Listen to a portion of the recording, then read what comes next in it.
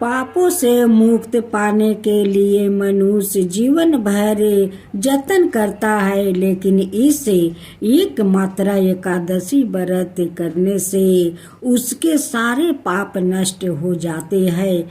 इसका महत्व सवाई श्री कृष्ण ने युधिष्ठिर को बताया था। जाने यह कथा। पौराणिक कथा के अनुसार एक समय विंध्याचल पर्वत पर क्रोधना नाम का एक बहुत ही क्रूर शिकारी रहता था। उसने अपनी पूरी जिंदगी गलत कामों में, जैसे कि हिंसा, लूटपाट, मद्यपान और झूठे भाषणों में व्यतीत कर दी गई। गलत कर्म और बेजुबानों जीवों को मारकर वह पाप का भागी बन चुका था। जब उसका अंतिम समय आया तो मृत्यु के डर से वह सहमा हुआ अंगिरा ऋषि के पास पहुंचा। क्रोधना ने महर्षि से बोला कि उसने जीवन में अनेक पाप किया है, जिससे मृत्यु के बाद उसे निश्चित ही नरक मिलेगा। भयभीत क्रोधना ने ऋषि से इन पापों का प्रायश्चित करने का उपाय जाना। अंगिरा ऋषि को उस पर दया आ गई और उन्होंने उसे पाप कुर्सा एकादशी के महत्व के बारे में बताया और इस व्रत को रखने की बात कही। ऋषि के कहे अनुसार उसने व्रत रख कर विधि विधान से श्री हरि की आराधना की। व्रत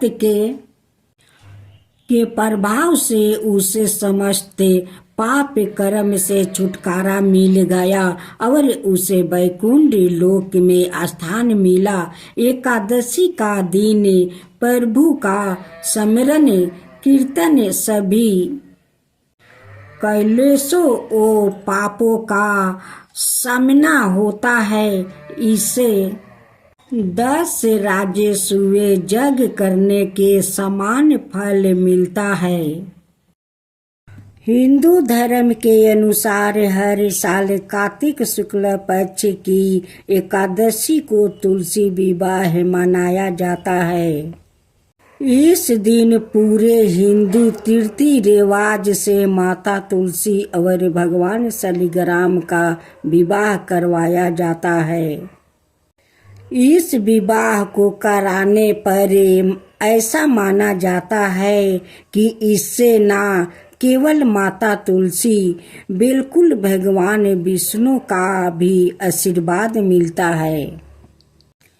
माता तुलसी का असली नाम बिंदा था। उनका जन्म राक्षस कुल में हुआ था, लेकिन वह श्री हरि विष्णु की परम भक्त थी। बिंदा जब बड़ी हुई तो उनका विवाह जलंधर नामक असुर से करवा दिया गया। बिंदा भगवान विष्णु की परम भक्त तो थी ही, साथ ही वह पतिव्रता स्त्री भी थी।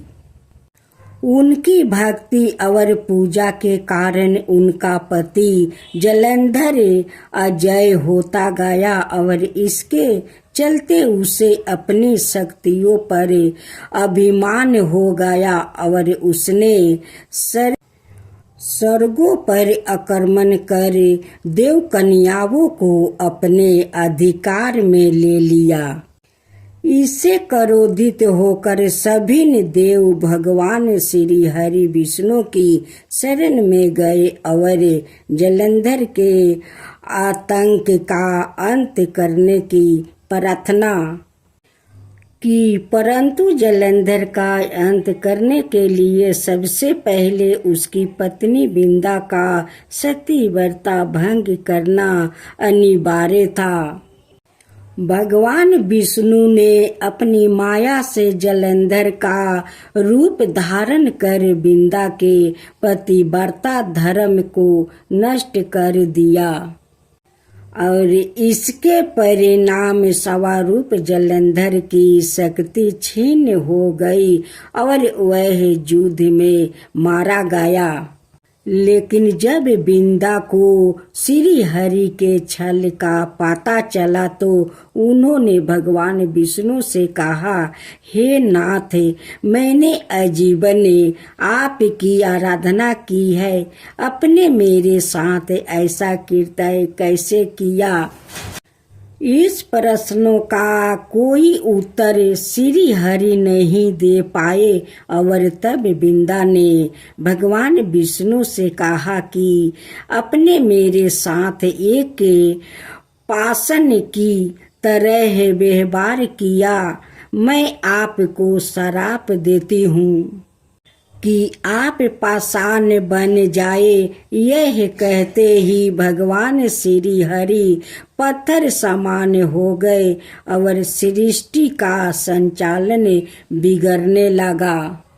तब देवताओं ने बिंदा से अर्चना की कि वो अपना श्राप वह आपस ले ले। भगवान विष्णु भी बिंदा के साथ हुए छल से लज्जित थे और अंत में उन्होंने भगवान विष्णु को क्षमा कर दिया और भगवान विष्णु को श्राप मुक्त कर जलंधर के साथ सती हो गई। बिंदा की राख से एक पौधा निकला जिसे श्री हरि विष्णु ने तुलसी नाम दिया और वरदान दिया कि तुलसी के बिना मैं किसी भी प्रसाद को ग्रहण नहीं करूँगा।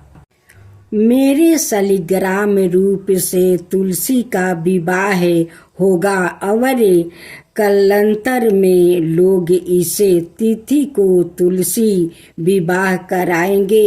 उन्हें सुख और सौभाग्य की प्राप्ति होगी। सतयुग में एक मूर नामक दैत्य था जिसने इंद्र सहित सभी देवताओं को जीत लिया। भयभीत देवता भगवान शिव से मिले तो शिव जी ने देवताओं को श्री हरि विष्णु के पास जाने को कहा। क्षीर सागर के जल में स्नान कर रहे श्री हरि इंद्र सहित सभी देवताओं की प्रार्थना पर 8 और मूर्ख दैत्य को मरने के इंद्रावतीपुरी नगर गए। सुदर्शन चक्र से उन्होंने अगणित दैत्यों का वध किया। फिर वो बद्रिका आश्रम की सिंघावती नमक 12 योजना लंबी गुफा में सो गए। मूर ने उन्हें जैसे ही मरने का विचार किया वैसे ही श्री हरि विष्णु के शरीर से एक कन्या निकली और उसने मूर दैत्य का वध कर दिया। गन पर श्री हरि को उस कन्या ने, जिसका नाम एकादशी था, बताया कि मूर को श्री हरि के आशीर्वाद से उसने ही मारा है। खुशी होकर श्री हरि ने एकादशी को सभी तीर्थों में प्रदान होने का वरदान दिया।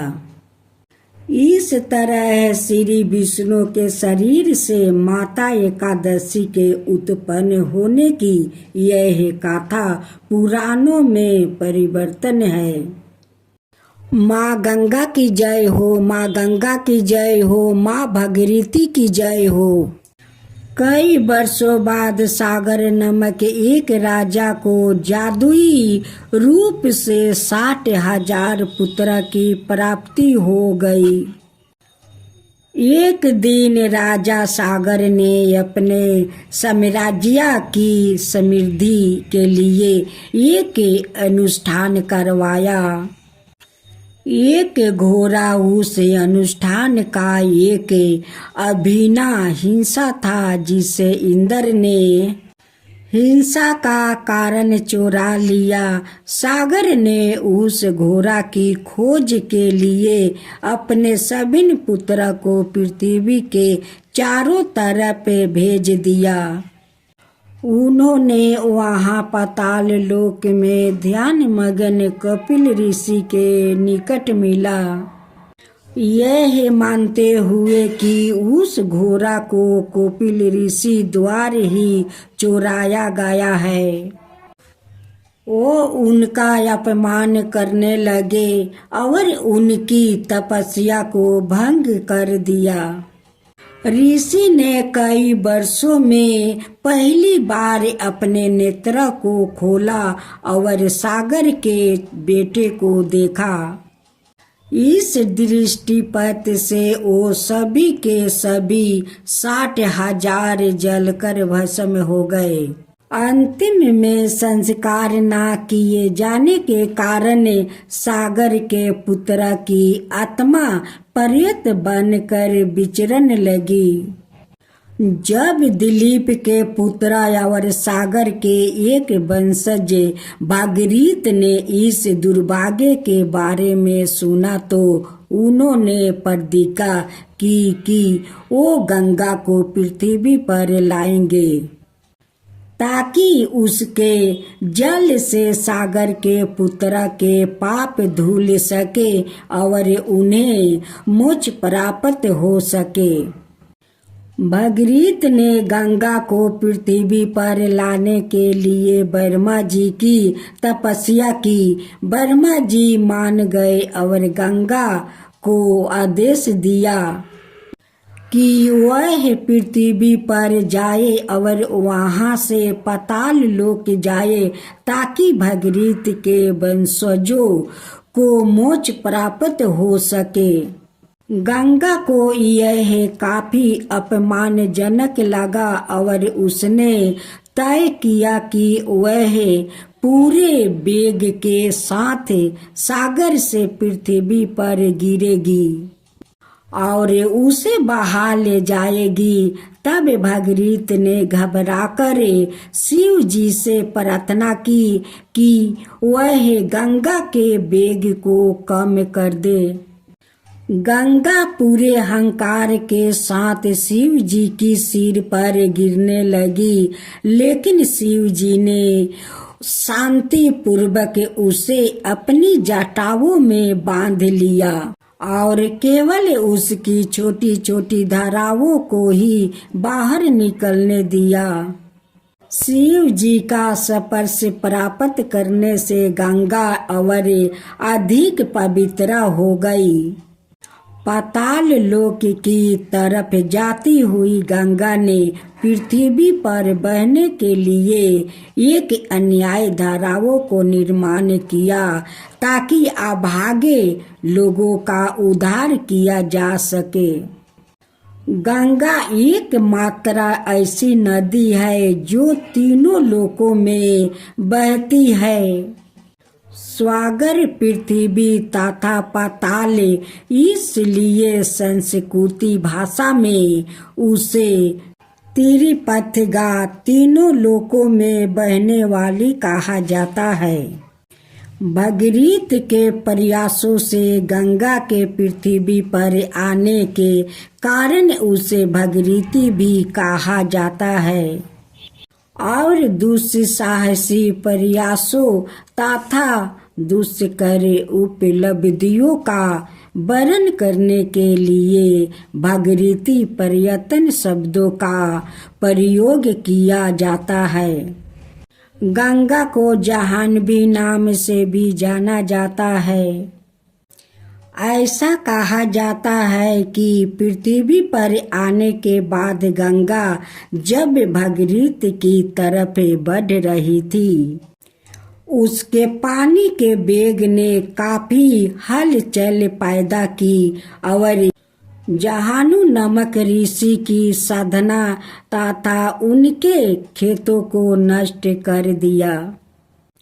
इससे क्रोधित होकर उन्होंने गंगा के समस्त जल को पी लिया। तब देवताओं ने जहन्नू से प्रार्थना की कि वह गंगा को छोड़ दे ताकि वह अपने कार्य हेतु आगे बढ़ सके। उनकी प्रार्थना से प्रसन्न होकर जहानू ने गंगा के जल को अपने कान के रास्ते से बाहर जाने दिया। इस प्रकार गंगा का जहानवी नाम जहानू की पुत्री पड़ा। ऐसी मान्यता है कि सरस्वती नदी के समान ही कलियुग वर्तमान का अंधकारायम काल के अंत तक गंगा पूरी तरह से सूख गई और उसके साथ ही यह युग भी समाप्त हो जाएगा। उसके बाद सतयुग अर्थ सत्या का काल का उदय होगा। महाभिषेक का शांतनु के रूप में पुण्य जन्म हुआ। किसी समय वह गंगा से मिलने उन्होंने अपना पिछला जन्म याद नहीं था, मगर गंगा को याद था। गंगा ने उन्हें अपनी ओर आकर्षित करने की कोशिश की, मगर राजा होने के कारण वह इधर उधर भटक रहे थे। शांतनु एक अच्छे शिकारी थे। जब वह शिकार पर जाते तो उसमें इतना खो जाते कि शिकार उनके लिए पूजा बन जाता। एक बार कई हफ्तों तक वो गंगा के तट पर शिकार करते रहे और शिकार में पूरी तरह खो रहे। नदी पास से ही बह रही थी, मगर वह मछुआरे नहीं, एक शिकारी थे। उनका ध्यान शिकार पर रहता था। उन्होंने नदी पर कोई ध्यान नहीं दिया। गंगा इंतजार करती रही। आम तौर पर जब भी उन्हें भूख प्यास लगती या किसी चीज की जरूरत होती तो उनके सेवक उनके सामने वह पेश कर देते। मगर एक दिन शांतनु को तेज प्यास लगी और आसपास कोई सेवक नहीं था। फिर उन्होंने नदी पर ध्यान दिया और गंगा को खोजने लगे। गंगा नदी से स्त्री रूप में प्रकट हुई। जैसे ही शांतनु ने गंगा को देखा, वह एक बार फिर प्रेम में पड़ गया। उन्होंने गंगा से विवाह करने की मिनती की। गंगा तैयार हो गई, पर गंगा ने एक शर्त रखी। मैं आपसे शादी करूंगी, पर चाहे मैं कुछ भी करूं, आप कभी मुझसे यह नहीं पूछेंगे कि मैं वैसा क्यों कर रही हूँ। महाभारत में राजा शांतनु और गंगा का विवाह हुआ था और उस विवाह से उन्हें 8 पुत्र की प्राप्ति हुई थी, जिनमें से एक भीषण थे। राजा शांतनु और गंगा के विवाह की कहानी के अनुसार वो पिछले जन्म में स्वर्गलोक में थे और इंद्र के आदेश की वजह से दोनों को धरती पर जन्म लेना पड़ा था। पुराने कर्मों की वजह से गंगा शांतनु के आगे प्रकट हुई और शांतनु उससे प्रेम करने लगे और विवाह कर लिया। राजा भरत के 5 बेटे थे। जब वो बड़े हुए तो भरत ने उन सब पर विचार करने के बाद यह निष्कर्ष निकाला कि वो अच्छे राजा नहीं बन सकते। पहली बार किसी राजा ने ऐसी समझदारी की बात की थी कि सिर्फ राजा का बेटा होना राजा बनने के लिए काफी नहीं है। उन्होंने यह तय किया कि सिर्फ राजा के घर पैदा होने से कोई राजा बनने के योग नहीं हो जाता। उनकी इस बातों को बहुत महत्व दिया गया क्योंकि पहली बार दुनिया में राजा का चुनाव जन्म के आधार पर नहीं, गुनाहों के आधार पर हो रहा था। यह भी एक वजह है कि उनके नाम पर इस देश का नाम रखा गया। भारत अपने मानसिक संतुलन, निष्पक्षता और सभी को साथ लेकर चलने, सभी को समाहित करने की भावना के लिए प्रसिद्ध थे। उन्होंने अपने बच्चों को ही राजा बनाने के योग नहीं समझा और एक योग्य राजा की तलाश में लग गया। उन्होंने बृहस्पति के नाजायज पुत्र विरुद्ध, जो बृहस्पति के भाई की पत्नी ममता से पैदा हुआ था, अपना उत्तराधिकारी चुनाव। बृहस्पति ने ममता के साथ जबरन संबंध स्थापित किया था, जिसका मतलब है कि विरुद्ध बलात्कार का नतीजा था। इस युवक को भारत ने राजा के रूप में चुनाव विरुद्ध एक महान राजा साबित हुआ और उनसे बहुत बुद्धिमानी के साथ राजा किया। कथा के अनुसार एक समय की बात है, किसी शहर में कोई लोग रहते थे। सभी ने अपने कामों में व्यस्त रहते थे, किसी को किसी से कोई मतलब नहीं था। भजन कीर्तन, भक्ति भाव, दया माया,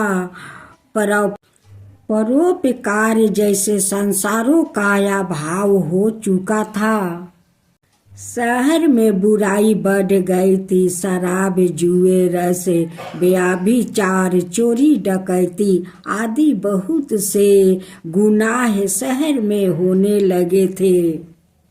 मौजूद इसके उस शहर में कुछ अच्छे लोग भी रहते थे।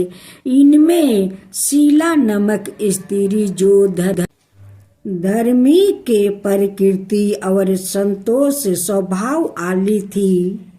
उनका पति भी विवेकी और सुशील था। शीला और उसका पति कभी किसी की बुराई नहीं करते थे और भगवान का भजन करने में अच्छी तरह समय व्यतीत कर रहे थे। शहर के लोगों उनकी गृहस्थी की सराहना करते थे। देखते ही देखते समय बदल गया। अब वह जल्द से जल्द करोड़पति बनने के ख्वाब देखने लगा, इसलिए वह गलत रास्ते पर चल पड़ा और फलस्वरूप उसकी हालत भिखारी जैसी हो गई। शराब, जुए, रस, सरस, गांजा आदि बुरी हालतों में शीला का पति भी फंस गया। दोस्तों के साथ उसे भी शराब की आदत लग गई। इस प्रकार उसने अपना सब कुछ जुए में गंवा दिया। शीला इस बात से बेहद चिंतित रहने लगी, लेकिन उसे भगवान पर भरोसा था। वह अपना अधिकांश समय प्रभु भक्ति में बिताने लगी। अचानक एक दिन दोपहर को उनके द्वार पर किसी ने दस्तक दी। शीला ने द्वार खोला तो देखा कि एक माजी खड़ी थी। उसके चेहरे पर अलौकिक तेज दिखाई दे रहा था। उनकी आंखों में से मानो अमृत बह रहा था। उसका भाव चेहरा करुणा और प्यारे से झलक रहा था।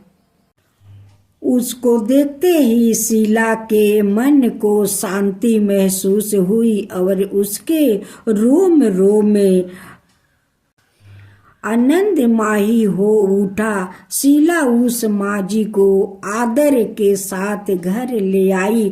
घर में बैठाने के लिए कुछ भी नहीं था। अत शीला ने एक फटी हुई चादर पर उसको बैठाया। माँ जी बोली, क्या शीला, मुझे पहचाना नहीं? हर शुक्रवार को लक्ष्मी जी के मंदिर में भजन कीर्तन के समय मैं भी वहाँ आती हूँ। शीला कुछ समझ नहीं पा रही थी। फिर माँ जी बोली, तुम्हें बहुत दिनों से मंदिर नहीं आई, इसलिए मैं तुम्हें देखने चली आई।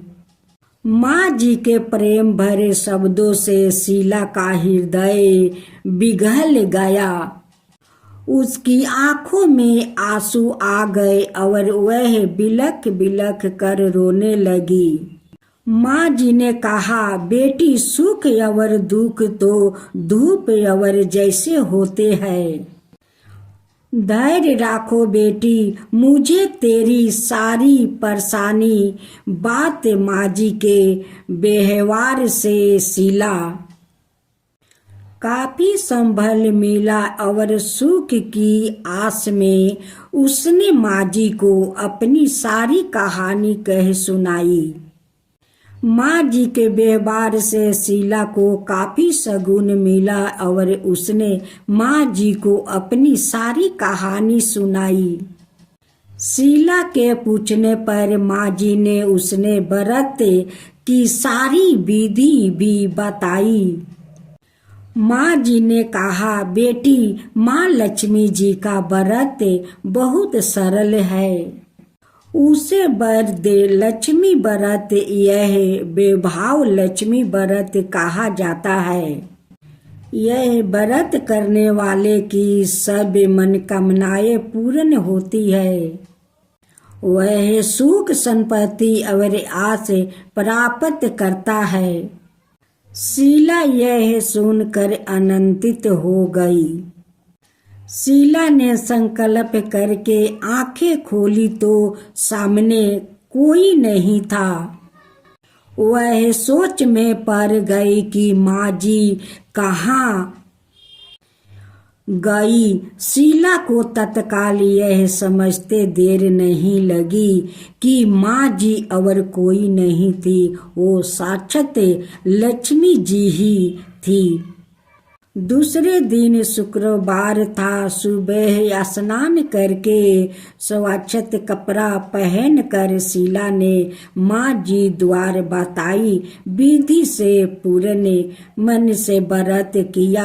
आखिरी में प्रसाद वितरण हुआ। यह प्रसाद पहले पति को खिलाया। प्रसाद खाते ही पति के स्वभाव में फर्क पर गया। उस दिन उसने शीला को मारा नहीं, सताया भी नहीं। शीला को बहुत आनंद हुआ।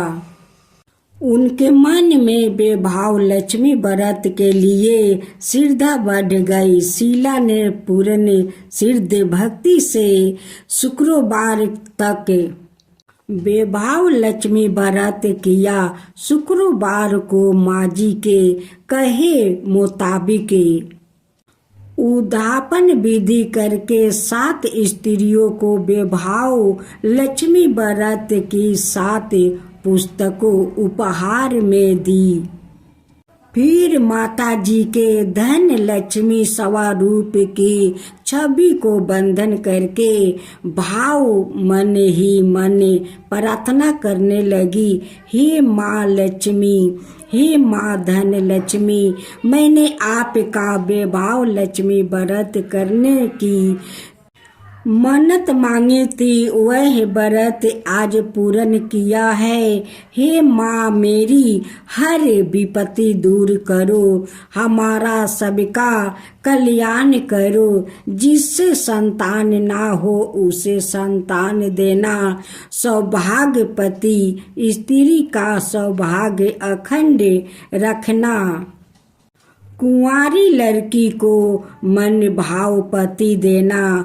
जो आपका यह चमत्कारी बेभाव लक्ष्मी व्रत करे, उनकी सब विपत्ति दूर करना, सभी को सुखी करना। हे माँ, आपकी महिमा अपरंपार है।